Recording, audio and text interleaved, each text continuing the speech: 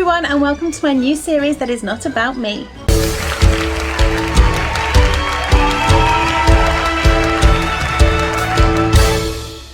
Hello everyone, and welcome to my Spotlight On series, where I shine my little spotlight on the stars of theatre and musicals and chat to them about their careers so far in this business we call show. If you haven't seen me before, then hi, my name is Emily and I'm an actor-singer based in the UK, and I spend my time either performing in shows or talking about them. If you love all things theatre and musicals as much as I do, then click subscribe and join my stagey little online family. Also, while you're there, click the thumbs up if you would like to see more videos like this one on my channel. So welcome to my new series of videos where I will be chatting to the stars and creators of Broadway and West End theatre, the award winners and the fan favourites. Today I will be chatting with the extremely talented and very gentlemanly NADIM NAAMAN, West End leading man and Raoul of our dreams.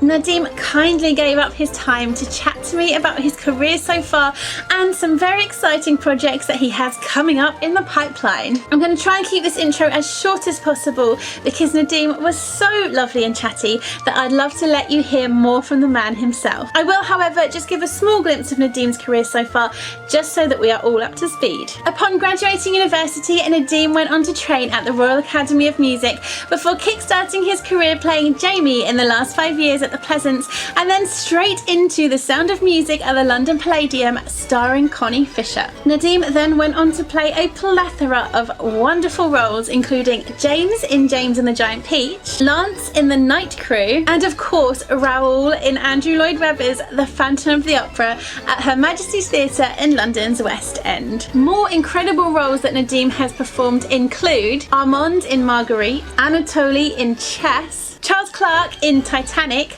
twice, ensemble and first cover Alan and Alfie in A One Man Two Governors at the National Theatre, Anthony in Sweeney Todd, Bertie Wooster in By Jeeves, Khalil Gibran in Broken Wings, and Ozzy in On the Town for the BBC Proms. This doesn't even scratch the surface of performances by NADIM, because he has also performed in so many high-profile concerts, workshops, television and film. Okay, that was a bit of a whirlwind of information that I have just thrown at you there, but I have zoomed through, zoomed, so that I can give more time to NADIM, who I must say was an absolute pleasure to chat to. So let's get straight to it. That's right, we have got to the part of the video that you have been looking forward to. Here's what happened when I chatted with the man himself. When did your love of theatre and performing begin? I think, like many people, it began as a child. I think, you know, as a family, we were always taken to the theatre as a special occasion, and I was very lucky in that regard that I was introduced to the arts. I guess in quite a stereotypical way, you know, like we'd always go to a local panto at Christmas, and then maybe once or twice a year we'd go on like a trip into London and go out for dinner and see a show. So as a child, I saw all the usual faves, you know, like Starlight Express and Joseph, and then as I got a bit older, things like Phantom and Les Mis. So I started with all the sort of the big epic musicals, and then when I was maybe about 13 or 14, the first sort of opportunities to audition for school plays and stuff started to happen. But up until that point, it was only really something that I watched. I know that a lot of people get into it from the age of like 6 or 7, and they're doing dance classes, and their schools might be quite big on plays and things. But I didn't. Yeah, until I was a teenager, I didn't have any sort of access to doing it myself. And then once I started, I did a school play of Jesus Christ Superstar when I was 14, and that was when I got the bug. From then on, it was, you know, I picked drama GCSE, drama A level, decided to do English and drama at university, drama school. So everything kind of just snowballed. How did it feel having your first paid gig, as it were? It felt incredible. My first paid job was the last 5 years. I was at the Royal Academy of Music doing the musical theatre course. Halfway through the summer term, I got some auditions in for my first West End job, which was The Sound of Music, and that was at the Palladium in 2007. It's the one that Connie Fisher was, where she won the TV program. Yeah. And I joined the second cast of that. But the Sound of Music started at the end of August, and I finished at RAM at the beginning of July. So I had this free summer, and got asked if I'd like to audition for The Last 5 Years, which was going to the Edinburgh Festival that summer. And at the time, The Last 5 Years had only been done once in this country, which was at the Menier Chocolate Factory with Damien Humbley and Lara Pulver, I think. And so it was a very, very cool opportunity. I went for it and luckily got the job. And we did rehearsals in London, and we did a Sunday night concert version of it in the West End, like a one-night only thing. So that was the first time I ever sang a role in the West End, just for one night. And then we went to Edinburgh for 3 weeks to the Pleasance. And yeah, so it was the regional premiere of The Last 5 Years in the UK, the first time it happened anywhere outside of London. And that was amazing to be doing a show and being paid for it for the first time, and it being a show where there's only two of you on stage, just felt like a total gift. And it was really interesting because I then went straight into rehearsals for Sound of Music. I got the sleeper train from Edinburgh, went straight to my first rehearsal. And in the Sound of Music, when I first joined it, I was a swing and an understudy, and it was like the opposite of being in a two-hander. It was like learning about being in a big show with a big team, and learning how all the departments work: wigs, wardrobe, sound, lighting, working with children as well. And then over the course of that year, I had the opportunity to go on as Rolf quite a lot. And then I was very fortunate, and they offered me the role for the year after that. So I got to kind of, I would call, finish my education in that job. I sort of learned how to be a swing, how to be an understudy, and how to play a part 8 times a week, and learn about how a big theatre works. And that all happened in 18 months. It's like a full apprenticeship in one show. Exactly. And then the most important part was, after that, I was unemployed for half a year. So it was like, I learned everything. I learned that you can go from being in the West End to being unemployed, and that you have to figure out how to do that and how to find other things. Yeah. So it was like full circling the education, and I owe a lot to that early stint. It's incredible to have experienced all of that straight out of drama school, the whole shebang. It was a total whirlwind, but I do genuinely mean it. Like, it sounds like an easy thing to say, but the unemployment part was so helpful. To learn very early on what that feels like, to go from a West End job to nothing.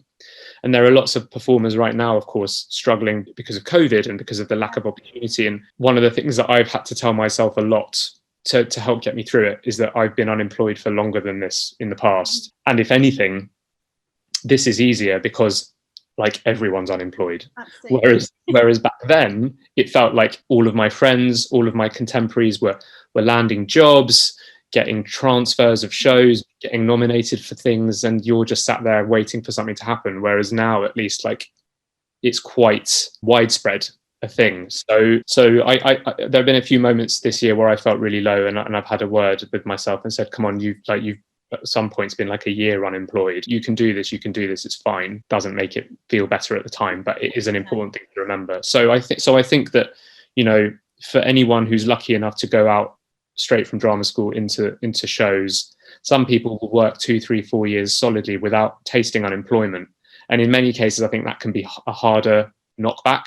Yeah. Whereas if you learn early doors that that's part of the business, and you have to develop other interests and side hustles, and maybe have a secondary job that you enjoy, like teaching or physiotherapy or personal training or whatever it might be, you can kind of prepare yourself for those periods in the future, so that you can at least make ends meet and keep yourself focused and sharp. Good to have a balance of when you're doing the main job and knowing that it's okay when you're not. Yeah, exactly, because that doesn't define you. When you're not in a show, it doesn't define you. And there are very, very few actors who don't know what unemployment feels like. They're lying, or extremely lucky if they tell you they've never been unemployed. So it's part and parcel of it, and it's because the competition is so fierce. There's so many people that want to do this brilliant career, which is a great thing in itself. Mm-hmm. So, you know, I think as long as people are prepared for that, then they can plan accordingly. And, you know, although it's been an extremely difficult year, maybe in the future we'll look back on it and it will be one of those periods of time that taught all of us how to have other things that are important to us in life. I don't know if you've been doing this during lockdown, but I know that you've co-written a new musical. Yes. So how did that come about? Tell me about it. I'm excited to hear about it. The new musical is called Rumi, Mm-hmm. which is based on the early life of the iconic Persian poet of the 13th century. This came about because a couple of years ago, my co-writer Dana and I wrote another musical called Broken Wings, which we premiered here with some concerts in 2018, and then we've been touring it around the Middle East since then. Amazing. And once that was on its feet and up and running, we started talking about the idea of doing a show about Rumi. And Rumi in particular, because Rumi is a globally popular poet. He, you know, his words get quoted on Instagram by millennials 50,000 times a day. You know, where there's all these poses of people doing yoga or staring into the sunset, with a really profound Rumi quote about how, you know, you have to look at life differently, or look within yourself to find the universe, or, you know, this is a really difficult and spiritual time for so many people, and his work really falls in line with everything that everyone's experiencing in 2020. This idea of looking at life differently, starting again, pressing the reset button. So in a way, the pandemic has elevated what we're doing, and has given us much more material to write, because we've actually been living and breathing this subject matter more than we were, let's say, a year ago. Right. And of course, the other thing that the pandemic has done is it's given us time. You know, our initial plan with this show was to have it ready. Not ready, but I should say where we are now, we weren't supposed to be until spring or summer next year.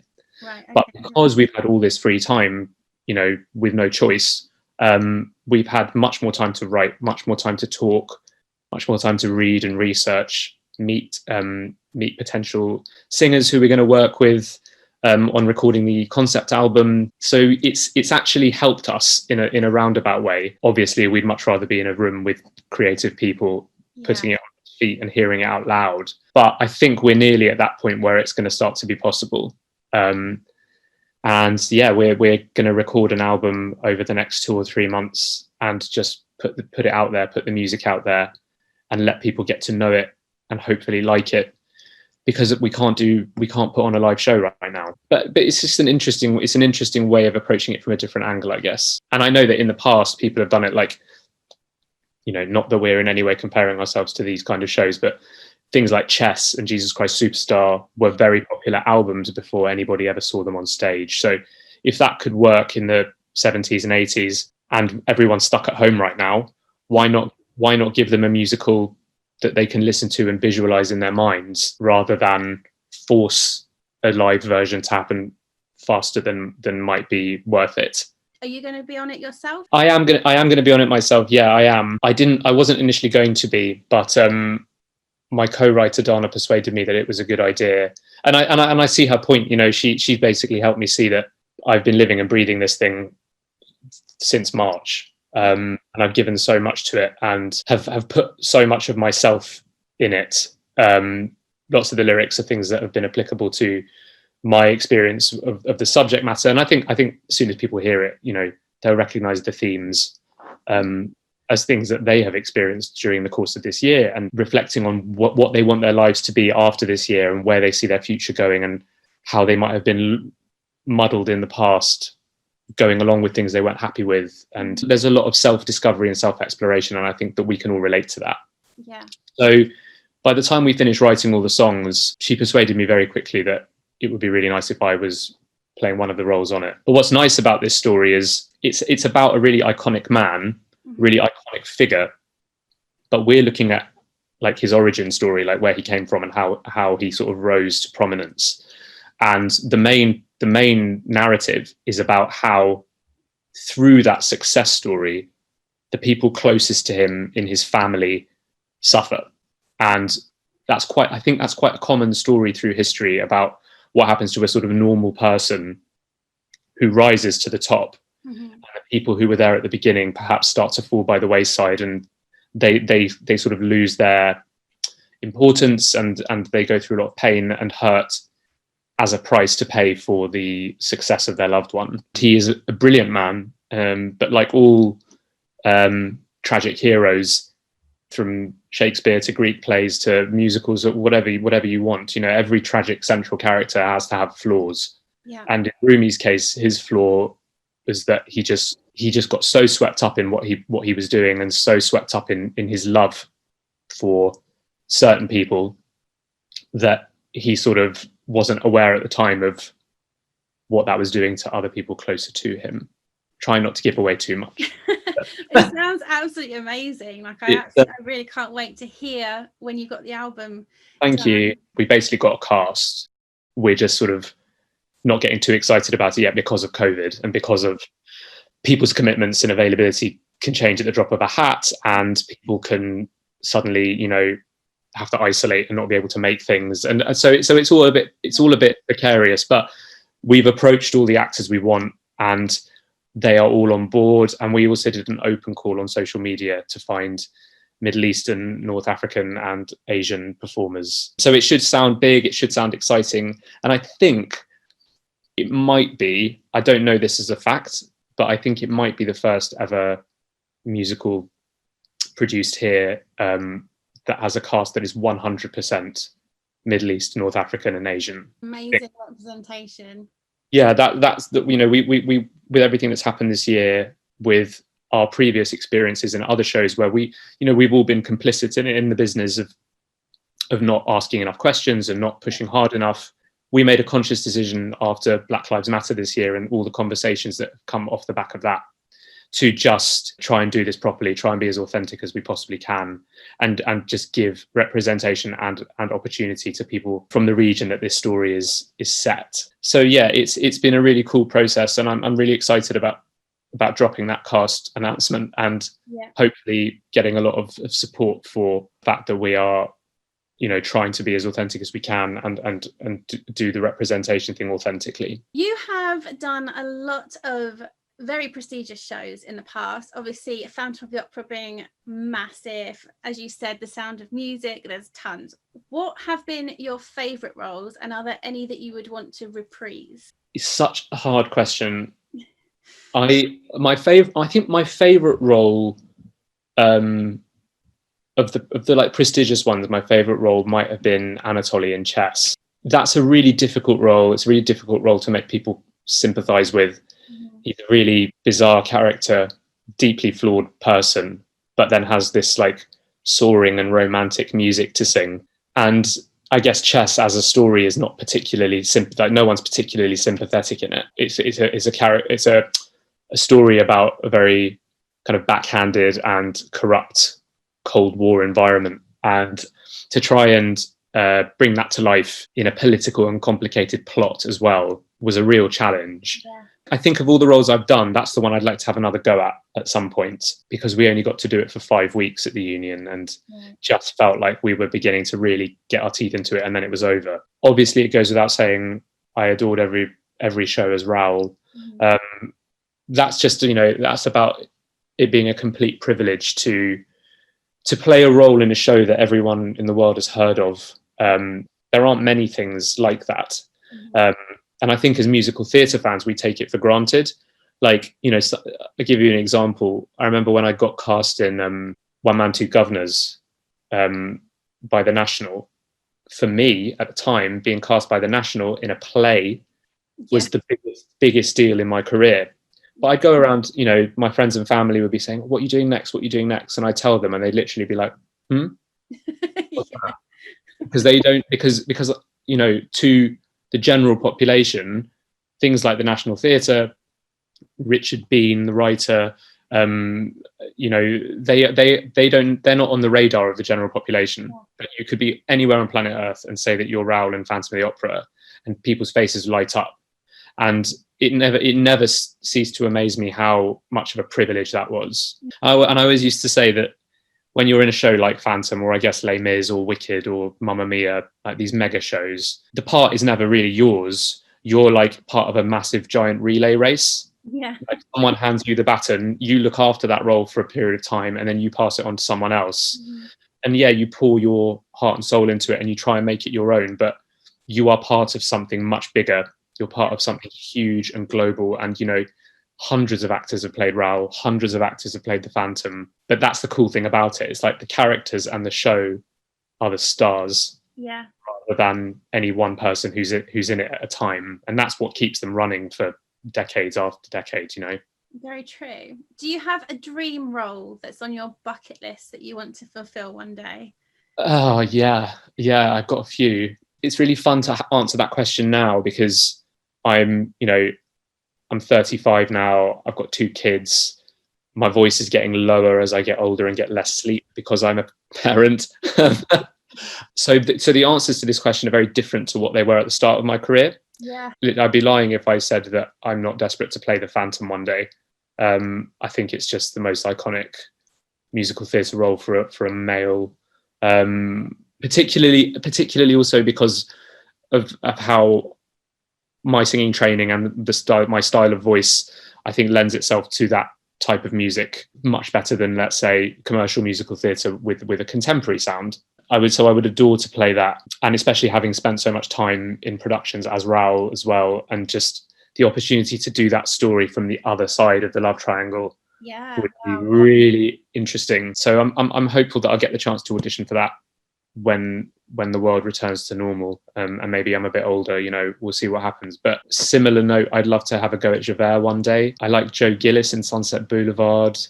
I'm quite up for playing people who are a little bit less stereotypically nice and heroic, and playing people who are a bit more dark and a bit more of an edge, because that's something you don't get much of an opportunity to do when you're younger.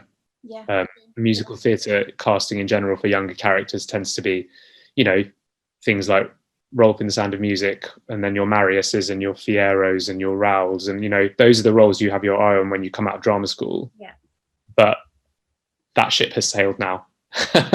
Especially, you know, as time has passed, casting has got younger and younger in all of these shows. It's just a style, it's a choice and a preference. When I was at drama school, Marius and Enjolras were played by people who were 28, 29, and the 20-year-olds and 21-year-olds were their understudies. But the industry has changed now, and people are going straight into those roles at 21, 22. So it's a very different, you know, I know 35 isn't old, but that means I've been doing this for, you know, 13, 14 years, and it's changed a lot in that time. It's not for better or for worse, it's just different. So the plus side of that is it means that people my age are now playing the Phantom and Javert and Valjean and Captain Von Trapp and roles like that, whereas when I was a student, those were being played by people 45, 50. So it works both ways. It just means casting has shifted quite a lot. Do you have to, I suppose maybe not when you've got the reputation you've got now, but maybe shift your audition rep to something of a different age range now? I think absolutely it has. I think that when I audition now, I always get remarks from people who say, like, gosh, you've really changed. It's like, you know, you've grown. And I'm like, well, yeah, of course, because it's been over a decade since we first met, and they know I'm a dad now, and, you know, like, those things they can't help but change people's perceptions of you. But when I was first auditioning for these casting directors, I was singing young material. So, like, you know, if I was auditioning for a Rodgers and Hammerstein show, like The Sound of Music, let's take that as an example, back then I would have gone in and sung Younger Than Springtime. But now I might go in and sing Some Enchanted Evening or This Nearly Was Mine, and try and act through song in a way that's more about looking back on the past and stories that are a bit more layered and difficult than just I'm really in love, which is what you tend to do a lot as a youngster. Yeah.